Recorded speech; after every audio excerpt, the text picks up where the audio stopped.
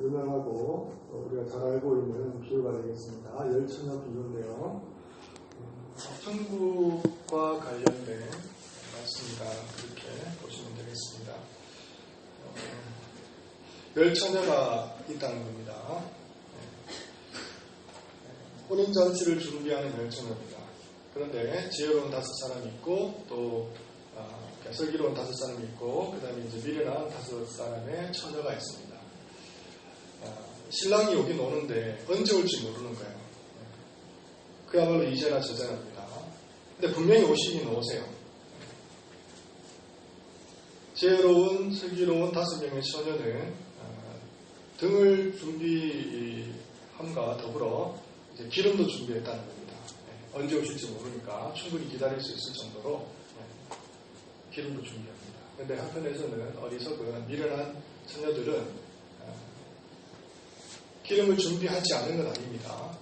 그런데 충분히 준비 못했습니다. 신랑이 언제 올지 모르기 때문에 그분을 기다리려면 한동안 기름이 필요했을 텐데 그것까지 생각을 못한 겁니다. 자, 그러자 그들은 이제 깜빡 잠이 들어버렸습니다. 다 잤습니다. 슬기로운 처녀들이 안 잔 게 아니에요. 다 졸았다. 그렇게 되어 있습니다. 자, 그러자 이제 밤중에 소리가 나되 보라 신랑이로다. 이렇게 된 겁니다. 맞으러 나가자. 맞으러 이제 동네 거기까지 나가게 됩니다. 그런데 보아하니까 이제 어리석은 미련한 처녀들에게는 더 이상 기름이 남아있지 않은 겁니다. 그래서 빌려달라고 했지만 빌려줄 수가 없다. 오히려 차라리 파는 자에게 가서 너희 쓸 것을 사라. 자, 살아갈 사이 어떻게 되었습니까? 오겠다 약속하신 신랑이 혼인잔치에 당도하게 됩니다. 자, 이때 문은 닫히게 되고 5명은 이 혼인잔치에 들어갈 수가 있었지만 5명은 주여 주여 열어주소서라고 그렇게 애원을 했을지라도 그 문은 열려지지 않았다 하는 것이 오늘 열처녀의 비유의 전반적인 줄거리가 되겠습니다. 이 말씀을 가지고 여러 가지 해석들이 있습니다만은 이 등이라고 하는 것은 뭔가, 기름이라고 하는 것은 뭔가, 기름은 말씀이다 이렇게 얘기하시는 분도 계시고 이 기름은 성령이다 이렇게 얘기하시는 분도 계신데 이 말씀이 주님께서 우리에게 성도들에게 남겨주시는 비유라고 하는 것은 그렇게 복잡하게 접근할 게 아닙니다. 비유는 그야말로 메시지는 하나입니다.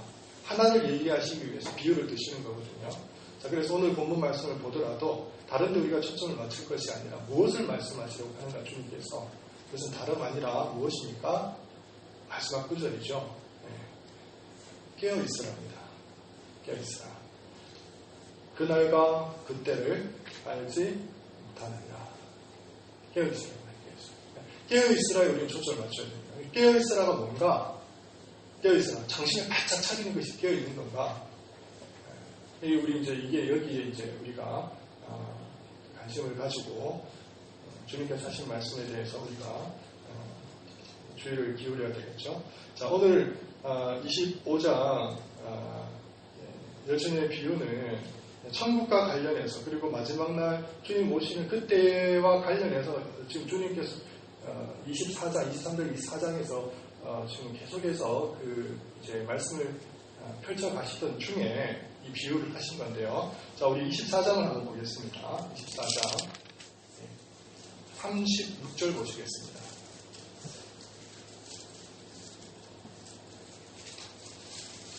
자, 유사한 내용을 우리가 볼 수 있습니다. 마태복음 24장 36절 한 목소리를 읽습니다. 그러나 그날과 그때는 아무도 모르나니 하늘의 천사들도 아들도 모르고 오직 아버지만 아시느니라. 그날이 오기는 오는데 그 때와 시는 그 누구도 모릅니다. 하늘의 천사들도 아들도 모른다고 되어 있습니다. 44절입니다. 함께 읽겠습니다. 이러므로 너희도 준비하고 있으라. 생각하지 않을 때 인자가 오리라. 이 말씀을 지금 펼쳐서 비유로 말씀하신 것입니다. 자, 50절입니다. 함께 읽겠습니다.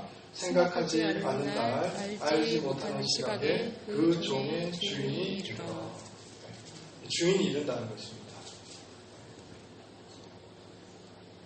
혼인잔치에 신랑이 이르듯이 언젠가 모든 것을 정산할 날에 주인이 이른다. 그러나 그때와 그 시는 그 누구도 알지 못한다. 그렇게 되어 있습니다. 자, 이 말씀이 또 이제 복음서를 지나서 이제 서신서에도 기록되어지게 되는데, 우리는 데살로니가 4장과 그리고 5장을 한번 살펴볼 필요가 있습니다. 우리 한번 보시겠습니다. 데살로니가로 넘어가겠습니다. 데살로니가 4장과 5장입니다. 4장 16절입니다.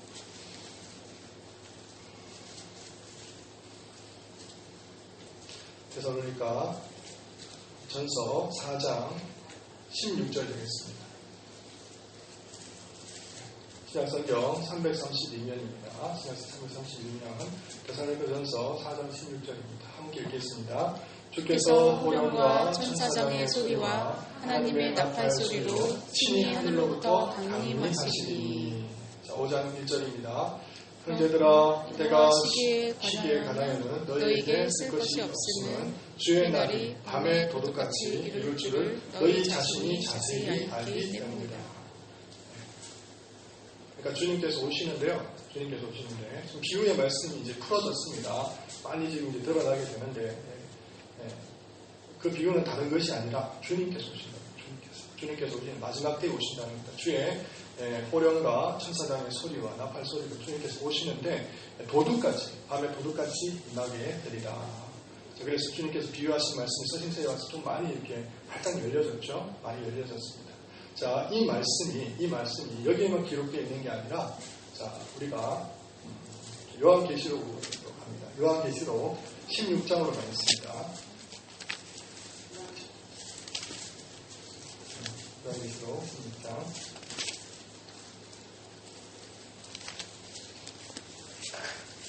요한계시록 16장 15절입니다.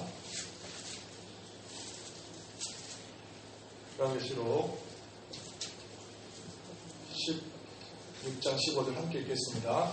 보라, 내가 도둑같이 오리니 누구든지 깨어 자기 옷을 지켜 벌거벗고 다니지 아니하며 자기의 부끄러움을 보이지 아니하는 자는 복이 있도다. 말씀하십니다. 그래서 주님이 오시는 그날에 징조가 있다는 겁니다. 현상이 있다는 거예요. 현상. 그래서 그때는 어떤 일들이 벌어지는가, 마태복음을 통해서도 주님께서 일러주셨지만 또 요한계시록을 통해서도 주님께서 요한을 통해서 또 펼쳐주고 계십니다. 그 말씀이 지금 지금 우리가 지금 읽었던 이 15절 말씀의 전후 문맥에서 지금 드러나고 있는데요. 자, 한번 보겠습니다. 12절 제가 읽습니다. 또 여섯째 천사가 그 대접을 큰 강 유브라데의 소돔에 강물이 말라서 동방에서 오는 왕들의 길이 예비되었더라. 또 내가 보매 개구리 같은 새 더러운 영이 용의 입과 짐승의 입과 거짓 선지자 입에서 나오니 그들은 귀신의 영이라. 이적을 행하여 온 천하 왕들에게 가서 하나님고 전능하신 이의 큰 날에 있을 전쟁을 위하여 그들을 모으더라. 16절 말씀, 새 영이 히브리어로 아마겟돈이라 하는 것으로 왕들을 모으더라. 이렇게 되어 있습니다. 이른바 우리가 잘 알고 있는 아마겟돈 전쟁. 그러니까 마지막 날에 대환란이 있고 교회와 그리고 그의 성도들과 더불어 불신 세력과 적그리스도의 세력 간의 연합전선이 펼쳐지고 더불어 전쟁이 일어난다는 겁니다. 전쟁이. 그래서 주님께서 깨어있으라 하신 말씀이, 자, 마태복음 25장에서 비유를 들어서 깨어있으라 하신 말씀 배경이 더욱더 명확해졌습니다. 어떤 상황 속에서, 어떤 환경 속에서 우리가 깨어있어야 되는가? 전쟁입니다. 전쟁. 영적인 전투 가운데서 우리는 깨어있어야 된다. 그렇게 말씀을 하는 겁니다. 자, 그러면 우리 하나님께서 삼위일체이신과 동시에 악의 무리에도 삼위일체적인 존재가 있습니다. 그 존재가 성경에 드러났는데 오늘 13절에 보니까 용이라고 하는 존재가 있고요. 그 다음에 짐승이라고 하는 존재가 있습니다. 그 다음에 거짓 선지자가 있습니다. 자, 용이라고 하는 존재는 상징적인 것이지만 누구를 가리킵니까? 사단이죠. 사단입니다. 용은, 뱀은 늘 사단입니다. 사단. 자, 그러면 여기서 짐승은 누굽니까? 짐승은 우리가 요한계시록 13장 3절의 말씀을 우리가 도움을 좀 받아야 되는데요. 이렇게 되어 있습니다. 머리 하나가 상하여 죽게 된 것 같이 보였던 짐승이 그 죽게 되었던 상처가 나오면서 오히려 교회와 성도를 향하여 더욱 극렬한 반격의 공세를 취합니다. 이게 뭡니까? 우리 오전에 우리가 살펴봤잖아요. 로마 가톨릭 세력입니다. 한데 정말 강력한 펀치를 한 대 맞았는데 그의 머리가 깨어져서 상하게 될 정도로 죽어져 갈 정도가 되었는데 다시 일어났습니다. 다시 일어나서 그들의 세력들을 규합하고 극렬한 반격의 공세를 취하는 것이 곧 로마 가톨릭 세력인 것입니다. 이 해석은 저의 해석이 아닙니다. 켈빈이나 루터나 뛰어났던 우리 믿음의 선조들은 다 이렇게 보았습니다. 그래서 짐승이라고 하는 것은 로마 가톨릭 세력이다 이렇게 보시면 됩니다. 자, 거짓 선지자들이 있습니다. 교회 안에 이단 세력들입니다.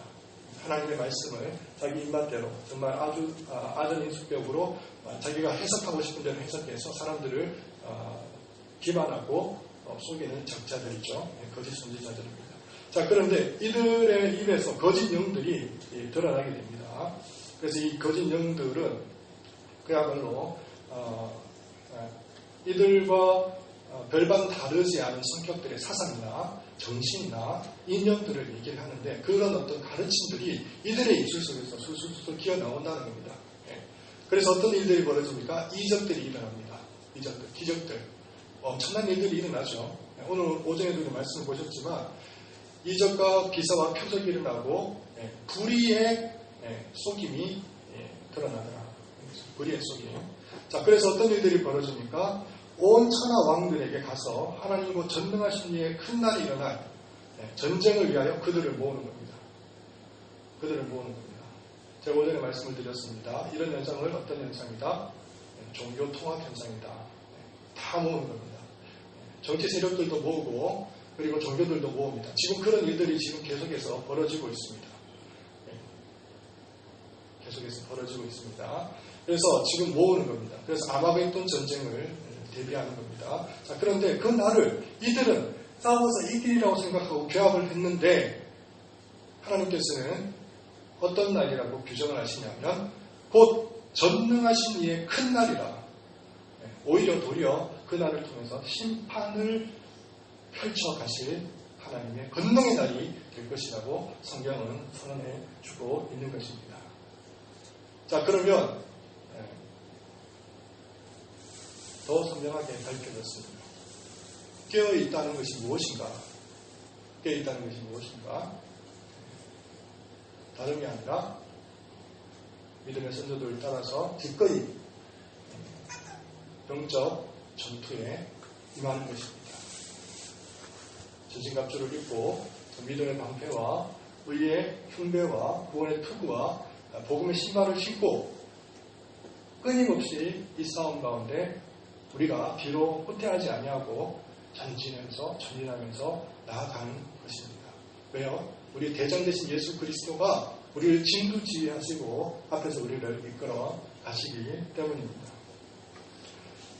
여러분, 제가 오전에 로마 가톨릭에 대해서 말씀을 드렸는데 결국은 적그리스도 세력과 교회와의 싸움인데 이 마지막 시대는 우리가 더 경계해야 되고 또 우리가 조심해야 되고 우리가 또 분별해야 되고 적그리스도입니다. 적그리스도. 그런데 이 적그리스도의 수장이 누구냐? 결국은 가톨릭이에요. 가톨릭. 네. 그러니까 이 파헤쳐보고 파헤쳐보면 참 마치 이제 그 양파를 껍질을 벗겨가면서 속을 이렇게 들여다보는 것처럼 이 얘네들의 세력이 어떻게 지금 생겨먹었을까 궁금해가지고 더 좀 알아보고 또 알아보면 좀 기가 차지도 않습니다. 다른 종교에서는요 속임을 가르치지 않습니다. 불교도 그렇고 힌두교도 그렇고 모슬렘도 그렇고 그 사람들 만나보면 얼마나 정직하고 순진한지 몰라요. 그런데 종교 중에서 유독 속임을 가르치는 종교가 있는데 그게 다름 아닌 캐톨릭이라고 합니다. 캐톨릭. 그래서 이 땅 가운데 캐톨릭이 속임의 사상을 가지고 있는 모든 종파와 그리고 모든 단체와 사상들은 거의 대부분 이 캐톨릭으로부터 발생되고 기원되었다고 보셔도 하나 틀리지 않습니다. 공산주의가 어디서부터 나온 줄 아십니까? 레닌, 막스 이런 사상들 다 천주교로부터 나왔습니다. 무솔리니, 히틀러 종교가 뭔지 아십니까? 다 캐톨릭입니다. 캐톨릭. 이단 종파들이 있죠. 이단 종파들. 제가 분요 철학 기도할 때 하반을 들어서 이 시대 가운데 어찌 보면 구약의 적 그리스도 같은 존재다 그렇게 말씀을 드렸는데 그가 하는 짓이 그런 거잖아요. 기만하고 사기치고 속이고 날조하고 조작하고 이런 거거든요. 이런 거. 이런 것들을 가장 잘하는 구약의 존재가 하만이었는데 지금 이 시대 가운데 그야말로 이 작당을 저지르는 단체가 있다면 다름 아닌 이 천주교라고 합니다. 천주교. 거의 대부분의 배후에 다 깔려 있습니다. 제가 비밀요원 얘기했죠. 비밀요원. 여러분 우리 유명하신 목사님이 예를 들어서 천주교를 비난하는 설교를 했어요. 모든 이제 동영상들이 뜬단 말입니다. 그래서 기독교 여러분 TV 방송국이라든지 아니면 라디오 방송 틀리만 하면 어떤 일이 벌어질까요? 수많은 캐톨릭 성도 나름대 신자들로부터 비난의 전화들이 빗발처럼 몰려드는 겁니다. 그래서 그 누구도 감히 그 영상을 틀 용기를 못 내는 겁니다. 방송국 PD들 왜 그런가 여러분 잘 아셔야 되는데 뭐냐면 이 배후에 정치적 세력 가운데서도 이런 것들을 장악하고 있는 캐톨릭 세력들이 있고요. 그리고 오늘날 정말 용기 있게 정말 배포를 가지고 잘못되었다고 외치는 그런 목회자들 잘 없습니다. 잘 없어요. 제가 지금 이름만 얘기해도 다 가담되었다는 거예요. 오늘 제가 오전에 몇몇 사람들 한국 목사님들 이름은 안 드렸죠. 세계적으로 유명하신 몇몇 목사님은 이름을 거론을 했는데 실은 한국적으로 얘기를 하면요. 여러분 알고 있는 목사님 다 결탁되어 있고 다 결부되어 있고 다 얽혀져 있습니다. 다 가입했기 때문에. 자, 그러니 이 교회 가운데 이 한국계를 어지럽히는 많은 예를 들면 기법들이라든지 운동이라든지 무브먼트라든지 이런 것들이 있죠. 자, 그 기원을 따져보면 전부 가톨릭과 다 연결되어 있어요. 다 연결되어 있어요. 아니 된 게 없어요. 아니 된 게 없어요.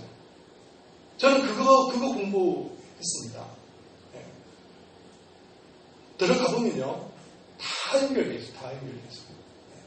왜 그럴까요? 그 종교는 하나님을 믿는 종교가 아니기 때문에 뭘 만들어도 관계가 없는 거예요, 실은. 어차피 속이는 집단인데, 남을 기만하는 집단인데 뭘 만들어도 제 의식을 갖겠습니까? 그냥 만들어도 되는 겁니다.